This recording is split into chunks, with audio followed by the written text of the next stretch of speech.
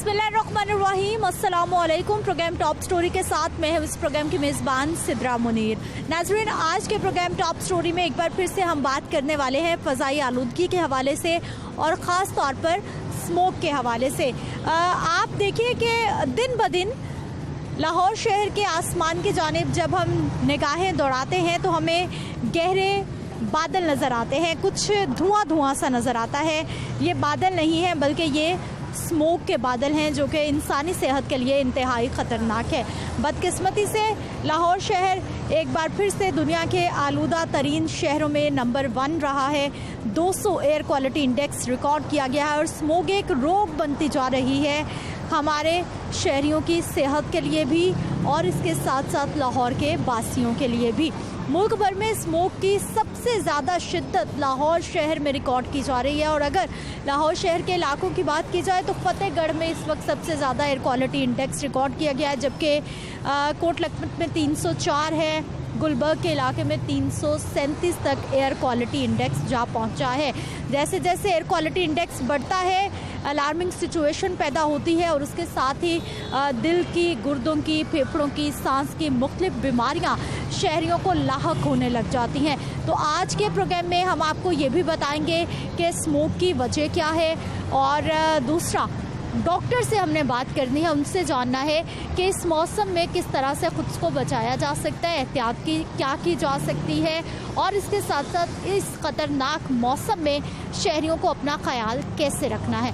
Smoke की अगर reasons की हम बात करते हैं तो इसमें नाकिस क्वालिटी का ईंधन है, ट्रांसपोर्ट के कमज़ोर इंजन है जो कि गाड़ियाँ धुआं छोड़ती हैं और ये ट्रैफिक का सबसे बड़ा इसमें कंट्रीब्यूशन है स्मोक को फैलाने में। आलूदगी है, सनती फुजले का जलाना है, टायरों को जलाना है और इसके साथ साथ भट्टों पर जो ज़िगज़ैग टेक्नोलॉजी का इस्तेमाल नहीं किया जा रहा, पुरानी तर्ज पे भट्टे चल रहे हैं, वो भी स्मोक को बढ़ाने में बहुत ज़्यादा मदद फराहम कर रहे हैं। तो आइए प्रोग्राम का आगाज़ करते हैं। नाज़रीन, इस वक्त मैं एक ऐसे इलाके में मौजूद हूँ जिसके बिल्कुल करीब ही पूरा इंडस्ट्रियल एरिया है, यानी कि वहाँ पर फैक्ट्रीज हैं जो मोटरसाइकिल के स्पेयर पार्ट्स बनाते हैं, मुख्तलिफ तरह की चीज़ें बनाते हैं और ये जो शहरी यहाँ बसने वाले हैं ये धुएं से, काले धुएं से सबसे ज़्यादा मुतासिर होते हैं और कुछ यहाँ पर नौजवान ऐसे भी हैं जो कि बाकायदा उस फैक्ट्री में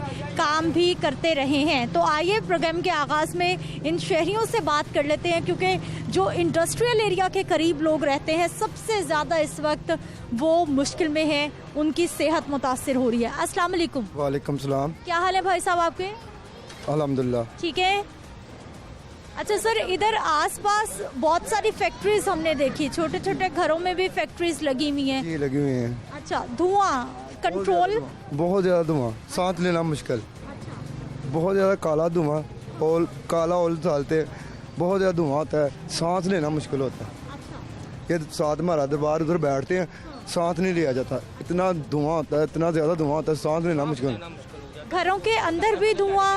हाँ जी, ज़ाहिर दरबार के अंदर जा रहा है, फिर घरों के अंदर भी जाता होगा। घर को ये साथ गाड़ है, इसको सारे में जाता है, जब दरबार में जाता है, यहाँ इधर बैठते हैं, जब चलते हैं ना इधर भी नहीं बैठ सकते आप, इतना कि इस तरह का जहरीला धुआं आता है कि सांस बंद हो जाता है। और सर किस चीज की फैक्ट्रीज हैं ये, क्या बनता है? मोटरसाइकिल का, कोई गाड़ी का स्पेयर पार्ट वगैरह, कोई लेदर का काम है इसका। लेदर का। और कुछ पता है कि भट्टी में क्या इस्तेमाल कर रहे हैं? ऑयल वगैरह, यानी कि शापर ऑयल है, जरा कि 2 नंबर चीज़ होती गंदा, जिसके साथ के बहुत ज़्यादा वार वो चीज़ इस्तेमाल करते हैं। हाँ, यहाँ तो फिर लोग बड़ा बीमार होते होंगे। पहली दफ़ा तो आप आए हैं और आगे कोई भी ऐसी कोई टीम आई नहीं, किसी ने भी, शायद किसी ने कॉल भी किसी को की हो, ज़ाहिर जिसको तकलीफ होती हो कोई करता है तो शायद किसी ने की हो, लेकिन आज पहले दिन आप ही आए हैं इधर आपके। ठीक है नाज़रीन, इनकी मुश्किल देख लीजिए कि यहाँ पर छोटे छोटे बच्चे भी हैं और ये हमारे जो नौजवान हैं ये भी बता रहे हैं। अस्सलाम वालेकुम। वालेकुम सलाम। भाई साहब, आप बता रहे थे कि आप फैक्ट्री में काम करते रहे हैं? जी, मैं इधर पास ही काम करता रहा हूँ। वो ना काला ऑयल इस्तेमाल करते हैं, वो भट्टी में चलाते हैं, जब भट्टी स्टार्ट करते हैं तो काफ़ी सारा धुआं भी होता है और 1-2 बार लोगों ने कंप्लेन भी की थी, पुलिस वगैरह आई थी लेकिन चली गई। तो फ़िलहाल मैं भी उधर काम नहीं कर रहा, लेकिन वो कभी कभी जब फैक्ट्री चलती है ना तो काफ़ी सारा धुआं होता है। अच्छा, जब फैक्ट्री इसमें से लोग साथ साथ हम साए, काफ़ी दुश्वारी है उनको, और काफ़ी मसले खड़े होते हैं। बच्चों को खांसी, नज़ला, ज़ुकाम, सांस की परेशानी, ये सारी धुएँ की लामत है। तो हाँ, हमारी आपसे गुजारिश है कि इसको ना यहाँ इसका कोई इंतज़ाम किया जाए, यहाँ फैक्ट्री इस मोहल्ले से या दूर कहीं ले जाए। अच्छा, मुझे ये बताइए कि फैक्ट्रियों में क्या चिमनियाँ नहीं लगी हुई जो धुएं को कम कर देती हैं, जो कि मैं जी वो फ़िलहाल मोहल्लेदारों से उनसे काफ़ी देर उनसे गुजारिश की है कि आप इसके इंतज़ाम करें, कुछ चिमनी वगैरह लगाएं। वो मैं उधर ही काम करता, वो कहती थी अच्छा हम कर देंगे बिलफर्ज अभी कुछ नहीं है, लेकिन अगर आप कुछ करें तो वो करवा सकते हैं। यहाँ पे सारे गरीब लोग हैं, किसी की इतनी मतलब कि नहीं है हैसियत है कि वो उनका मुकाबला कर सकते। भाई मुझे ये बताइए कि महकमे माहौलियात की हुकूमत की टीमें बनी हुई हैं इदारों की, वो छापे मारती हैं, ऐसी फैक्ट्रियों को बंद कर देते हैं, कभी यहाँ कोई आया है? नहीं, आपके अलावा आप ही यहाँ पे कोई नहीं आया। आपकी मेहरबानी है, आप यहाँ पे हमारे मोहल्ले में आए हैं। ये देखें कितना गंदगी का माहौल है, बच्चे हमारे यहाँ पे बाहर खेल नहीं सकते, कुछ धुआं। आप हमारी छतों पे जाएं, आप 1 मिनट पैदल चलेंगे तो आपको काफ़ी तरह आपके पाँव काले हो सकते हैं, आपको खांसी वगैरह भी लग सकती है। यानी घर भी काले हो गए धुएं से? हमारी छतें हम साफ़ करते रहते हैं, धुएँ के बाद हमारी छतें साफ़ रहती ही नहीं है, जो हमें काफ़ी दुश्वारी है, हमारे बच्चों को दुश्वारी है। तो आपसे गुजारिश है आप इसका हल करवाएं, या फैक्ट्री इस मोहल्ले से चेंज हो जाए, या फिर इसकी चिमनी वगैरह का या आपको प्रॉपर इसका इंतज़ाम किया जाए। ठीक है, अस्सलाम वालेकुम। आपा आसपास आपके कितनी फैक्ट्रीज हैं, काला धुआं, क्या परेशानी रहती है आपको? बस बच्चे बीमार हो रहे ने, कपड़े सुखाने हैं जो उसी तरह ही काले ही रह जाते हैं, हाथ पैर काले सारे, बहुत परेशान है। हर वक्त काला धुआं? बहुत ज़्यादा। तो घर की सफाई कैसे होती है, बर्तन, किचन? बहुत ज़्यादा धुआं आ जाता है, रात को बहुत ज़्यादा काला खाती है, हम छत पे जा नहीं सकते, सो नहीं सकते। हाँ जी, बहुत परेशान है। और कब से आप लोग यहाँ रह रहे हैं? 25 साल से। 25 साल से यही सूरत हाल है? हाँ जी, बिल्कुल बिल्कुल ऐसे ही है। कभी शिकायत की है किसी को? नहीं। पुलिस वाले आए थे तो फिर पुलिस वाले फिर क्या के फिर चले गए, फिर नहीं आए दोबारा। तो फिर से शाम टाइम यहाँ पे धुआं हो जाता था। शाम को फैक्ट्री चलती है? हाँ जी, सुबह भी और शाम को। और फिर क्या माहौल होता है यहाँ पे? यहाँ पे खांसी बुखार हो जाता है। आपका घर कौन सा है? ये वाला है। अच्छा, ये आपका ही घर है। आपको बच्चे बड़े समझदार हो गए हैं, बच्चों को भी पता है कि बड़ी मुश्किल होती है। नज़रीन, ख़वातीन बर्तन धोती हैं, किचन साफ़ करती हैं, घरों की दीवारें काली हैं और इसके साथ साथ छत पे कपड़े धोकर नहीं डाले जा सकते, ये लोग छत पे नहीं जा सकते। बच्चे आप देखिए कि कितने ज़्यादा मुतासिर हो रहे हैं और बच्चे खुद आके बता रहे हैं कि सुबह के वक्त, शाम के वक्त इतना धुआं होता है कि हर तरफ आपको कालक दिखाई देने लगती है। नाज़रीन, ट्रैफिक की जब हम बात करते हैं तो यकीनी तौर पर हर तरह की ट्रैफिक जो भी धुआं छोड़ेगी वो फ़ज़ाई आलूदगी में, स्मोग में खातिर खा इजाफे का बायस बनेगी। लेकिन इन सब में चिंगची रिक्शा बहुत काला धुआं छोड़ता है और जिसकी वजह से चिंगची रिक्शा भी बहुत ज़्यादा स्मोक पैदा करने का सबब बन सकता है। अब यहाँ पर कितने ड्राइवर्स हैं जिनके पास फिटनेस सर्टिफिकेट है, जिन्होंने अपने चिंगची रिक्शों को बिल्कुल सेट करवा के रखा है? आइए इन्हीं से बात करते हैं, इन्हीं से जान लेते हैं। अस्सलाम वालेकुम। वालेकुम सलाम। क्या हाल है भाई साहब? अल्लाह का करम। ठीक है, रिक्शा चलाते? हाँ जी। अच्छा, फिटनेस सर्टिफिकेट है रिक्शे का? हाँ जी। फिटनेस सर्टिफिकेट है रिक्शे का? नहीं है। क्यों नहीं है, बस हुकूमत ही नहीं रख के करना। हुकूमत का क्या कसूर है? अपनी गाड़ी तो आपने खुद ठीक करवानी है। आपे करवानी है, पर अपना तो सारा कुछ आपे करवाना है, और केड़ा वहाँ हमने करवाना सानू। कितनी देर हो गई आखिरी बार काम करवाया था इसका? आखिरी दफा कल करवाया इसका काम। क्या काम कराया? इसका पेट्रोल बदलाया, मोबिल। नसरीन, एक और शहरी। अस्सलाम वालेकुम। वालेकुम सलाम। क्या हाल है सर? ठीक है। ठीक है। अच्छा सर, मुझे ये बताइए कि आजकल स्मोक बहुत हो गई है, आपका रिक्शा धुआं छुआं तो नहीं छोड़ता? नहीं, हमारा धुआं रिक्शा नहीं छोड़ता। अच्छा, वैसे स्मोक के बारे में पता है आपको? सानू देहातियां नूं काहदे नाल? अच्छा, सानू पता ही नहीं लगता सानू। अच्छा। हाँ। सर, स्मोक खतरनाक है इंसानी सेहत के लिए, आपको पता ही नहीं? नहीं, सानू नहीं पता। हमारे कुछ ऐसे शहरी भी हैं जिनको स्मोक का पता ही नहीं है। अस्सलाम वालेकुम। क्या हाल है भाई साहब? शुक्र अल्लाह। क्या करते हैं? ये रिक्शा चलाते हैं। अच्छा, रिक्शे वाले भाई साहब, मुझे ये बताइए कि काम शाम करवाते रहते हैं, रिक्शा धुआं तो नहीं छोड़ता? ये वाला धुआं नहीं छोड़ता, वो दूसरा रिक्शा जो धुआं छोड़ता है, इसका धुआं नहीं होता। वो पुराने मॉडल जो धुआं छोड़ते हैं, अब वो किसी किसी के पास है, आम नहीं है, वो ख़त्म हो गया। कौन सी गाड़ियाँ जो धुआं छोड़ती हैं, जो फ़ज़ा को आलूदा कर रही हैं? नहीं, अब कोई भी नहीं है ऐसी। जब से कंट्रोल किया ना उन्होंने, उस तरह कोई गाड़ी नहीं है धुआं छोड़ने वाली। चालान होते हैं, रोकते हैं गाड़ी को? चलान तो होते ही हैं, जो नो पार्किंग करता है, जो गलती करता है उसका चलान होता है, वरना नहीं होते। अच्छा भाई साहब, आपको स्मोक का पता है कि क्या होती है? जी मुझे पता है। क्या है, बताइए हमें भी। वो है कि जो गंदी बदबू छोड़ती है, वो है स्मोक। उससे स्मोक आते हैं, वो कभी कभी आती है, रोज़ नहीं होती वो। हाँ जी। कब आती है? हफ्ते में 1-2 दफ़ा आती है। पूरा साल? हाँ जी, पूरा साल ही आती है। कभी पूरा साल, हफ्ते में 1-2 दिन? हाँ जी, कभी कभी आती, ज़्यादा नहीं आती। और स्मोक से होता क्या है? स्मोक से कुछ भी नहीं होता। हमारे काम करने वाला कुछ नहीं होता, जो फारग घरों में उनको होता है, हमें कुछ नहीं होता। जो घरों में है उनको क्या होता है? कितनी? वो फारग बैठे होते हैं ना, हम चलते फिरते हैं, हमें कुछ नहीं कोई होता। लीजिए, ये स्मोक के हवाले से भी आप अवेयरनेस देख लीजिए कि लोगों की क्या है, कितनी इन्फॉर्मेशन है इनके पास। अस्सलाम वालेकुम। वालेकुम अस्सलाम। क्या करते हो आप? मैं जॉब करता हूँ। अच्छा, जॉब करते हैं आप। आपको स्मोक का पता है?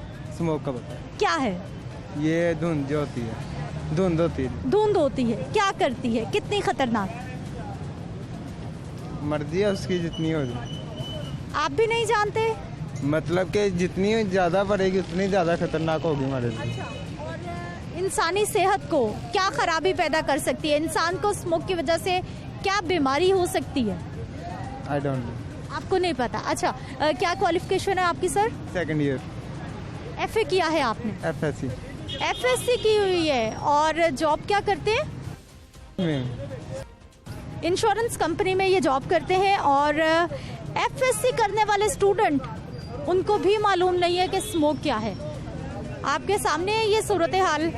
और कुछ और शहरियों से जानते हैं कि स्मोक के हवाले से प्रोग्राम कर रहे हैं, महकमा माहौलियात मुहिम भी चला रही है, लेकिन उसके बावजूद हमारे शहरी, आप देख लीजिए कि अभी तक स्मोक से बेखबर हैं। अस्सलाम वालेकुम। वालेकुम सलाम। भाई साहब, क्या हाल है आपके? शुक्र अल्लाह का। ठीक है, काम से आ रहे हैं? अल्लाह की रहमत। ये इतनी कालक कैसे हो गई? ये मिल सरिया मिल का काम। सरिया मिल में हम सरिया बनाते हैं ना, उधर ही काला काम होता है। काला धुआं, बुरा हाल। काला धुआं वो कोयले का होता है और कुछ भी नहीं, बस कोयला होता है। गैस वगैरह नहीं ना होती हमारे पास, तो कोयला वगैरह के साथ ही हम अपना भट्टी गर्म करते हैं तो और मिल चलाते हैं। और जब मिल चलाते हैं, कोयला इस्तेमाल करते हैं, तो फिर उसमें से सफ़ेद धुआं निकलता है या काला निकलता है? सफ़ेद धुआं निकलता है। कैसे? वो हमने उधर फाइबर लगाया हुआ है। उससे क्या होता है? वो धुआं जो वाश करता है, कोयला जो होता है ना वो पानी के नीचे रहता है और धुआं जो है वो ऊपर जाता है। ठीक है जी नाज़रीन, ये उसी टेक्नोलॉजी की बात कर रहे हैं जो कि महकमे माहौलियात मिल ओनर्स को बता रहे हैं कि इस्तेमाल करें, स्क्रबर्स लगाएं, ताकि धुआं जो बहुत ज़्यादा काला है, आवाम की सेहत के लिए ख़तरनाक है, उसको मैक्सिमम कंट्रोल किया जाए। और इसके साथ साथ ना सिर्फ ये जो फैक्ट्रीज़ में काम करने वाले वर्कर्स हैं, बल्कि उसके साथ साथ जो आसपास के रहने वाले हैं, शहरी हैं, उनको भी स्मोक की मुसीबत से बचाया जाए। स्मोक की सूरत हाल पे हम मज़ीद भी बात करेंगे, लेकिन एक शॉर्ट ब्रेक के बाद।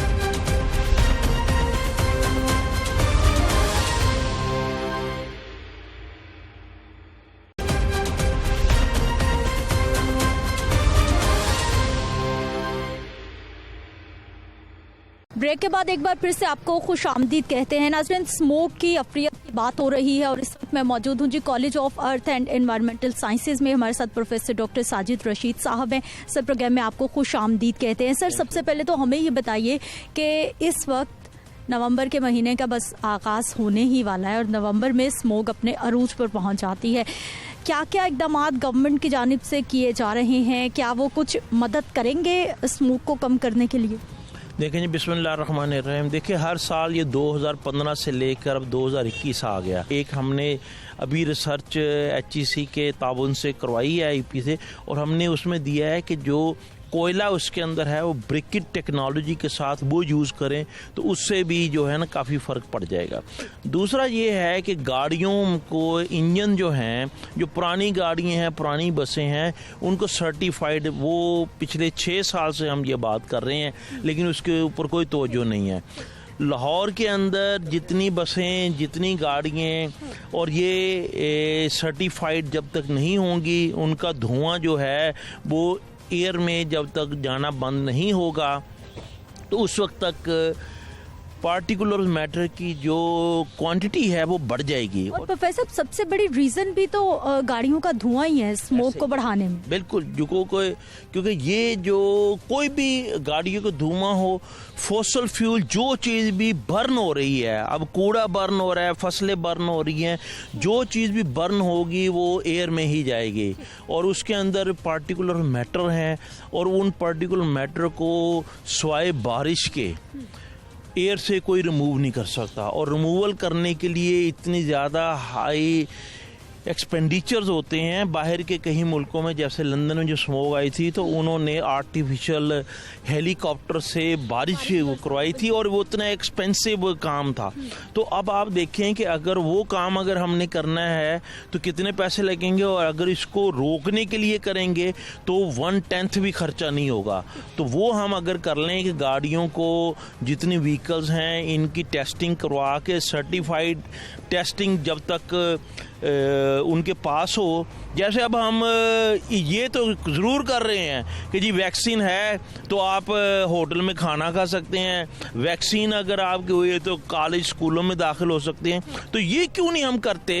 क्योंकि हालांकि 22 करोड़ आवाम की वैक्सीनेशन के सर्टिफिकेट को चेक करना मुश्किल काम है, तो हम ये क्यों नहीं कर सकते गाड़ियों के सर्टिफिकेट को चेक करने के लिए हर पैसेंजर भी ये पूछ सके कि जी नाम तुम्हारी गाड़ी सर्टिफाइड है तो मैं इसमें बैठूंगा। अच्छा प्रोफेसर, ये बिल्कुल आपने ठीक बात की है, महकमा माहौलियात कुछ ना कुछ कार्रवाई कर भी रहा है। अब मुझे सर ये बताइए कि इस वक्त माहौल हमारा क्या बता रहा है, क्योंकि हर साल हम देख रहे हैं कि मौसम बड़ी तेजी से बदल रहा है और पाकिस्तान उन ममालिक में शुमार होता है जहाँ पर मौसमियाती तब्दीलियाँ खासी प्रॉब्लम क्रिएट कर रही हैं। इस बार मौसम क्या बता रहा है? कोई बारिश होगी, नहीं होगी?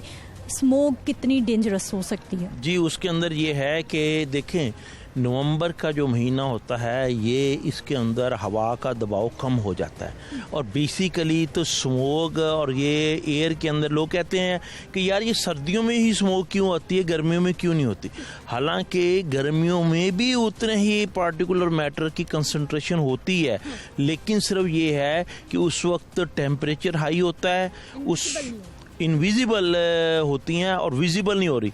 सर्दियों में जब टेम्परेचर लो हो जाता है तो फिर हमें वो विजिबल होना शुरू हो जाती हैं, अफेक्ट हम उतना ही हो रहे हैं, लेकिन सर्दियों में हमें नज़र आ रहा है कि यार ये स्मोक आ गया, हम अफेक्ट हो रहे हैं। तो इसके लिए इस वक्त मौसमियाती तब्दीलियों का अफेक्ट है, लेकिन ये सारा हमारा जो इंसानों का किया जा रहा है, तो हमें इसके ऊपर अवेयरनेस कैंपेन 6 साल से हम दे रहे हैं और तेज़ करने चाहिए और गवर्नमेंट को प्रैक्टिकल इकदामात करने चाहिए।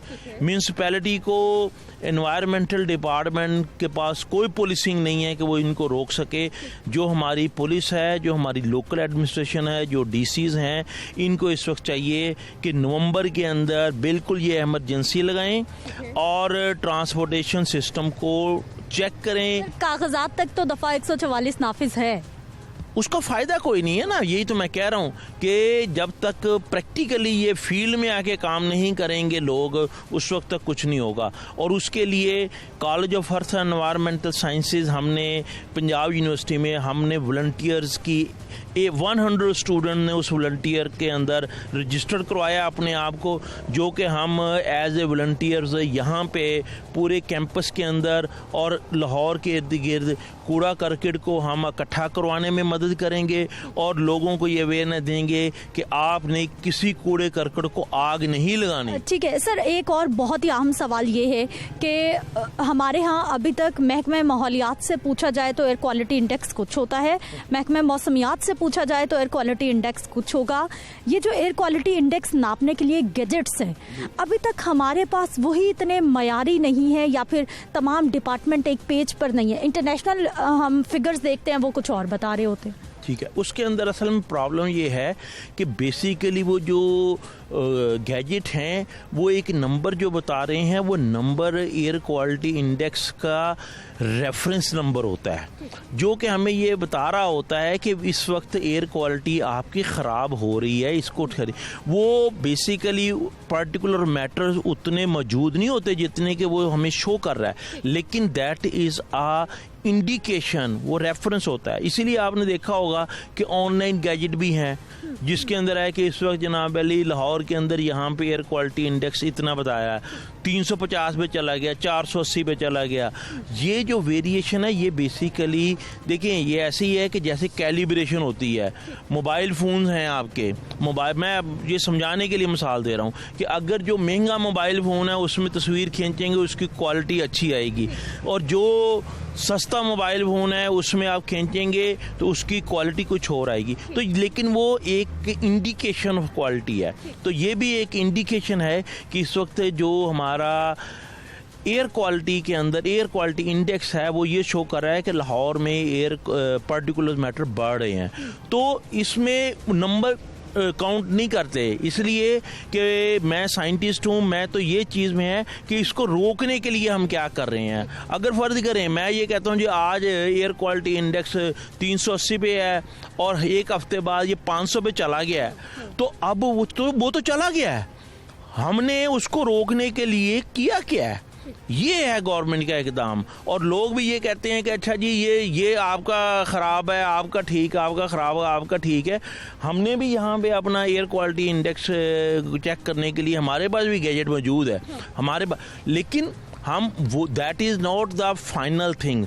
इसी तरह नासा के ऊपर आप जाएं तो उनकी वेबसाइट के ऊपर नंबर दिए हुए हैं।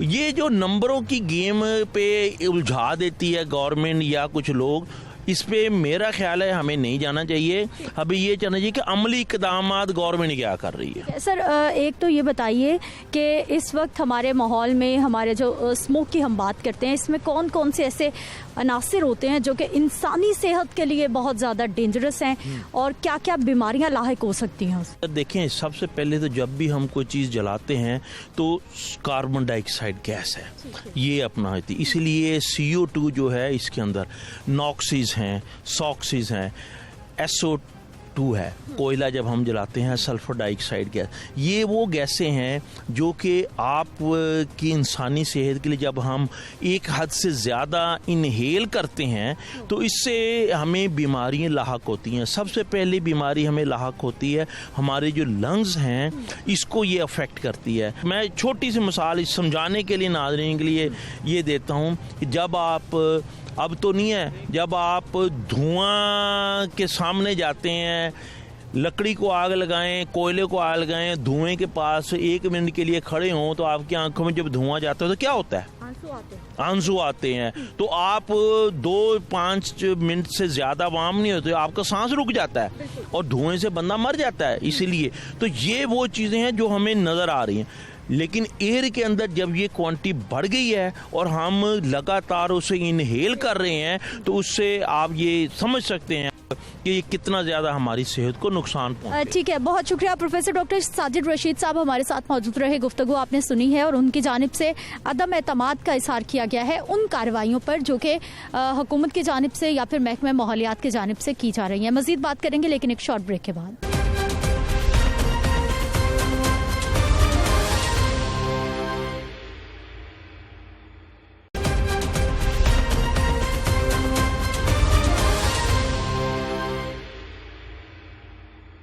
ब्रेक के बाद एक बार फिर से आपको खुश आमदीद कहते हैं। नाज़रीन, स्मोक की बात हो रही है और स्मोक के हवाले से जब भी हम बात करते हैं तो सबसे ज़्यादा कहा जाता है कि ये आपके नाक, कान, गले के लिए बहुत ज़्यादा ख़तरनाक है। जैसे ही आप इतनी ख़तरनाक फ़ज़ा में सांस लेते हैं, इनहेल करते हैं, तो बहुत सारे ऐसे अनासिर आप सांस के साथ अपने फेफड़ों तक ले जाते हैं जो कि आपकी सेहत के लिए बहुत ज़्यादा मसाइल खड़े कर सकते हैं। अब इस सारी सूरत हाल में हम बच कैसे सकते हैं, कितना डेंजरस है ये मामला, बात करने के लिए हमारे साथ प्रोफेसर डॉक्टर राशिद ज़िया साहब मौजूद हैं, ENT स्पेशलिस्ट हैं। सर डॉक्टर साहब, आपको प्रोग्राम में खुश आमदीद कहते हैं। डॉक्टर साहब, सबसे पहले तो एक सवाल, कि हमारे यहाँ फ़ज़ाई आलूदगी तकरीबन पूरा साल रहती है, पूरा साल इसी तरह से इंडस्ट्री चल रही है, पूरा साल इसी तरह से गाड़ियाँ चल रही हैं, तो फिर ये अक्टूबर, नवंबर, दिसंबर में ऐसा क्या हो जाता है कि हम भी बात करते हैं और ये सब कुछ हमें नज़र आने लगता है?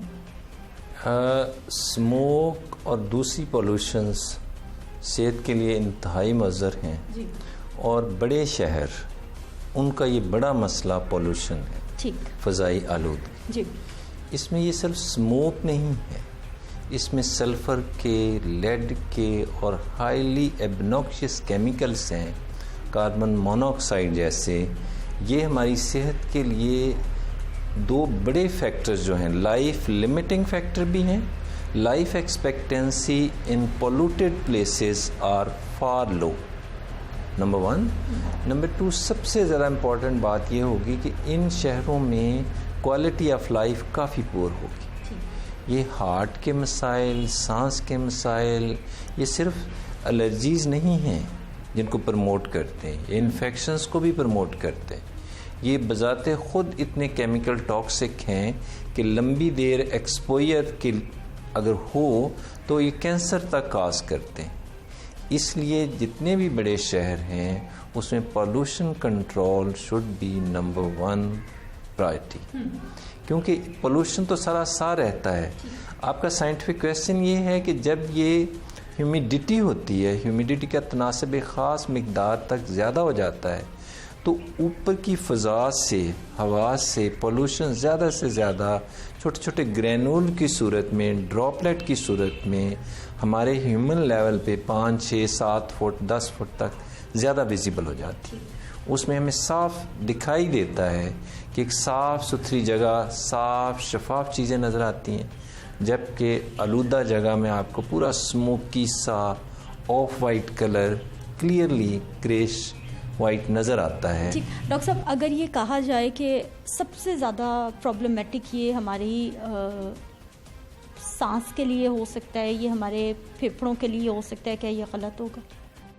शुरू में तो जितने भी ऑर्गन ज़्यादा एक्सपोज होते हैं, ज़्यादा सेंसिटिव होते हैं, उनमें आंखें हैं, नोज़ है और गला है। जो ही ये इन्वॉल्व होता है तो हमारे लंग्स में नोज़ ऑलमाइटी ने इतना नफीस तरीके से उसकी बनावट है, फॉर्मेशन है कि 5 बड़े काम नोज़ के अंदर से हवा जब जाती है तो main all particles, bad particles, odd particles सारे निकाल दिए जाते हैं। फिर उसको क्लीनिंग के बाद ह्यूमिडिटी में उसमें वेट किया जाता है, फिर टेम्परेचर रेगुलेट किया जाता है ताकि लंग्स जो बिल्कुल सॉफ्ट और फाइन ऑर्गन है ऑक्सीजन बॉडी में ट्रांसफ़र का, वहाँ तक जाए तो एयर मोस्टली क्लीन हो चुकी है। लेकिन बहुत छोटे पार्टिकल वहाँ तक पहुँच जाते हैं। कार्बन मोनोऑक्साइड है, वो सल्फ़र के छोटे छोटे पार्टिकल हैं।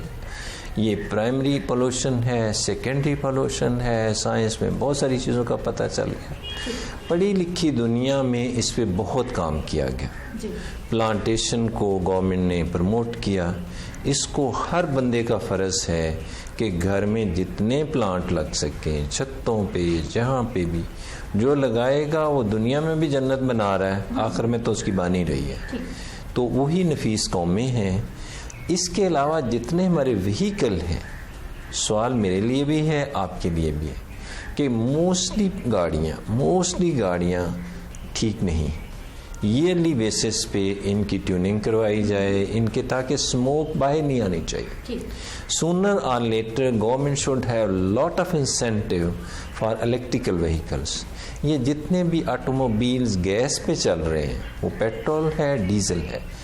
डीजल दुनिया में suppose to be the most obnoxious. 80% pollution जो हो रही है बड़े शहरों में, ये भट्टों पे नहीं अकेली, ये जितनी भी फैक्ट्रियां हैं, जितनी छोटी मशीनरी है, जितनी घरों में इलेक्ट्रिसिटी प्रोडक्शन के लिए डीजल पे चलने वाले हैं या गाड़ियां हैं, ये तो मेरे ख्याल में फ़ौरन बंद होने चाहिए या इसका कोई अल्टरनेट होना चाहिए। अच्छा डॉक्टर साहब, अब मुझे सर ये बताइए कि फ़ौरी तौर पर एहतियात क्या की जा सकती है घरों पर, बजाय इसके कि हम डॉक्टर के पास पहुँचें, क्योंकि आपको पता है कि वो फिर और ज़्यादा हेल्थ के मसाइल शुरू हो जाते हैं। एक तो हमारे घरों में सेल्फ मेडिकेशन कुछ भी होता है, सेल्फ मेडिकेशन शुरू हो जाती है, वो इस सूरत हाल में कितनी डेंजरस है और एहतियात क्या बरती जा सकती है?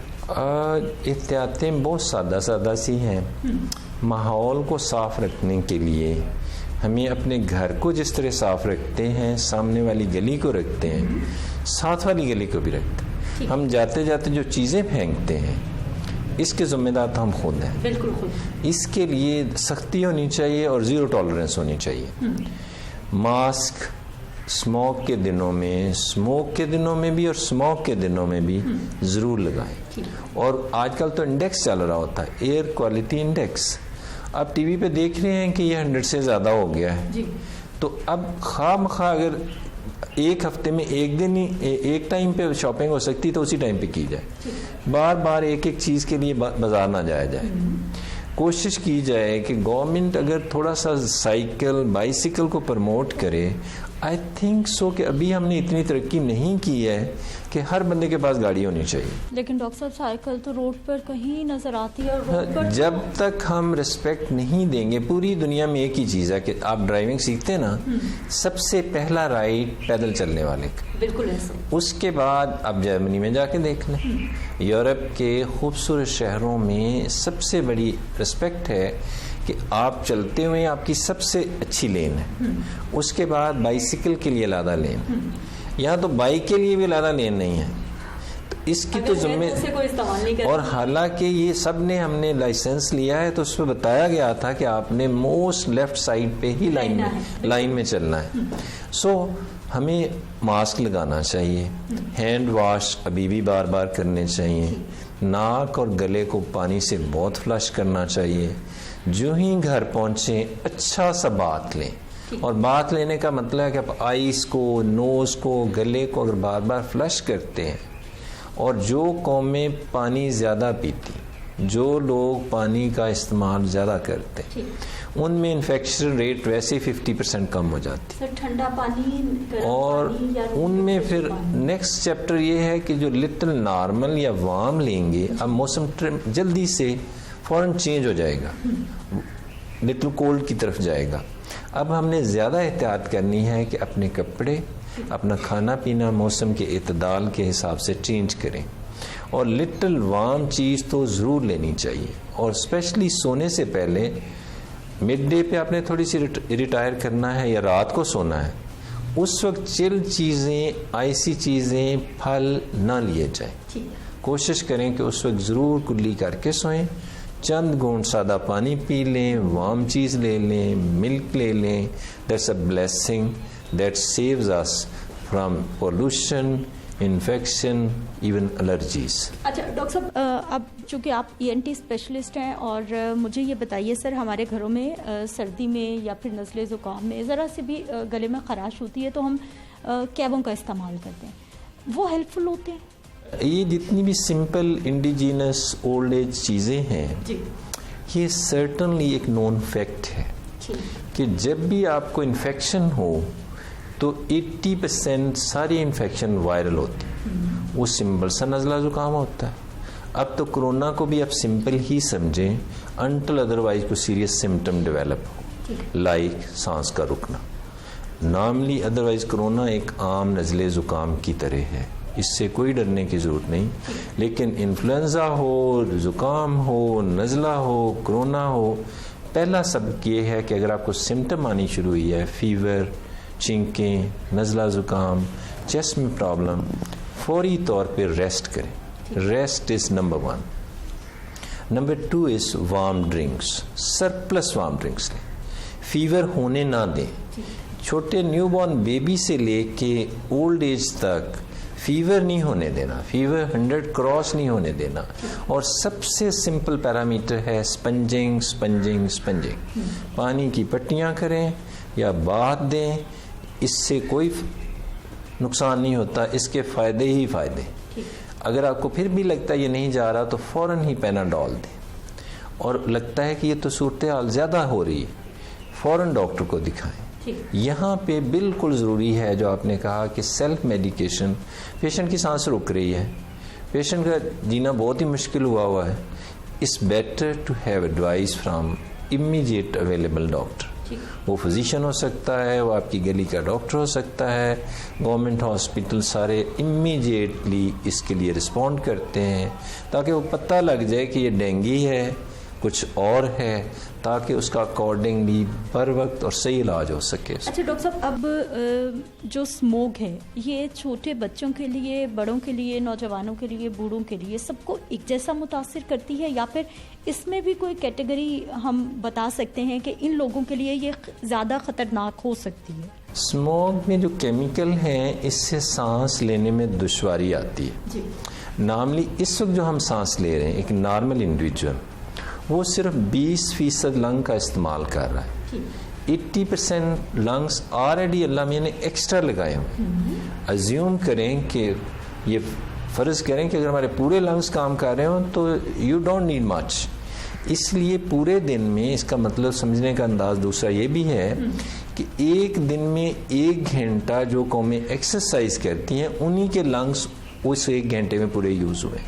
वरना 24 आवर में in resting condition, sitting condition, lying posture में 20% लंग्स भी काम कर रहे हैं तो ऑक्सीजन सैचुरेशन आपकी 98% आ जाएगी। ठीक, आपका क्वेश्चन है कि छोटे बच्चे जो 5 साल से छोटे हैं या एज ज़्यादा है, जिनको लंग्स के प्रॉब्लम, जिनको शुगर है, ब्लड प्रेशर है, साथ ही इंटरक्रंट हार्ट डिजीज़ेस हैं, ये वो लोग हैं जिनको स्मॉग हाईली डेंजरस है। इन्होंने ओपन एयर में स्मॉग में नहीं जाना, इन्होंने खिड़कियां बंद रखनी हैं, इन्होंने मास्क ज़रूर लेना है, इन्होंने बेजा बाज़ार में नहीं जाना, इन्होंने बार बार फ्लश करना है। And we all should behave more or less like Chinese and Japanese. पानी का इस्तेमाल ज़्यादा करें, वार्म ड्रिंक्स ज़्यादा लें, जो भी सादा सी चीज़ घर में अवेलेबल है। ये जो जूसेस हैं, खामखा के जूसेस हैं। अगला सवाल मेरा यही था कि एक पेशेंट की तबीयत ख़राब है, हमारे लोगों में जो स्पेशली मैं निचले तबके की बात कर रही हूँ, अवेयरनेस नहीं है, गला ख़राब है, ज़ुकाम हो रहा है, ऊपर से बाज़ार के डब्बे के जूस ला के पिलाए जाते हैं कि इसको इससे ज़्यादा एनर्जी मिलेगी, ये ठीक हो जाएगा। नहीं जी, वो हमने सुना के बहुत सारे काम नेक हो रहे होते हैं। अस्पतालों में पूरे साल बाबा को रोटी नहीं टाइम पे देते हैं, अस्पताल में ला के एंड टाइम पे कहते हैं जूस पीना लाना है इसको। बाबा there is no need of juice. फल, एक एप्पल खाना कहीं बेहतर है एप्पल का जूस पीने से। वो आपके पेट की सफाई भी करेगा, वो आपके दांतों की एक्सरसाइज भी की है, वो दांतों की स्पार्कलिंग के लिए भी ज़रूरी है। फल खाने चाहिए, फ्रेश जूस भी अवॉइड करना चाहिए। ठीक सर, आखिरी सवाल मेरा आपसे यही है कि मौसम ऐसा है, भाप लेना कितना फ़ायदेमंद, कितना सूदमंद? ज़्यादा पानी पीना, वार्म ड्रिंक्स लेना भी बहुत अच्छा है, लेकिन स्टीम लेना उनके लिए जिनको इरिटेशन हो रही या इन्फेक्शन हो चुकी है उनके लिए बहुत यूज़फुल है। Simple steam bath very useful, लेकिन सबसे अच्छा स्टीम है नेबुलाइज़र के साथ। बेशक सिंपल पानी से ले लें, सिंपल इंडिजीनस चीज़, कोई टर्मेरिक, मिंट लीव, कोई चीज़ डाल लें तो पूरी दुनिया, इवन अमेरिकन स्टडीज़ तक हैं कि ये जो हमारा पुदीना है, मिंट फ्लावर्स हैं, मिंट के पत्ते हैं, मेंथॉल क्रिस्टल हैं, एवरीथिंग इज़ यूज़फुल। लेकिन नेबुलाइज़र सिंपल पानी के साथ अगर आप स्टीम ले रहे हैं और अपना पढ़ रहे हैं तो it's a blessing, it's very useful. ठीक है, बहुत शुक्रिया प्रोफेसर डॉक्टर राशिद ज़िया साहब हमारे साथ मौजूद रहे। आपको एहतियात भी बता दी है और ये भी बता दिया है कि माहौल इस वक्त स्मोक की वजह से खासा आलूदा हो चुका है, इसलिए एहतियात करें, बाहर निकले तो मास्क का इस्तेमाल ज़रूर करें। अगर घर में आपके किसी भी प्यारे की तबीयत थोड़ी ज़्यादा ख़राब होती है तो सेल्फ मेडिकेशन से परहेज़ करें, फ़ौरन से पहले उसे किसी भी मुस्तनिद डॉक्टर के पास लेकर जाए। मुझे आपने इजाज़त देनी है, इंशाल्लाह अगले प्रोग्राम में फिर से मुलाकात होगी। अल्लाह निगहबान।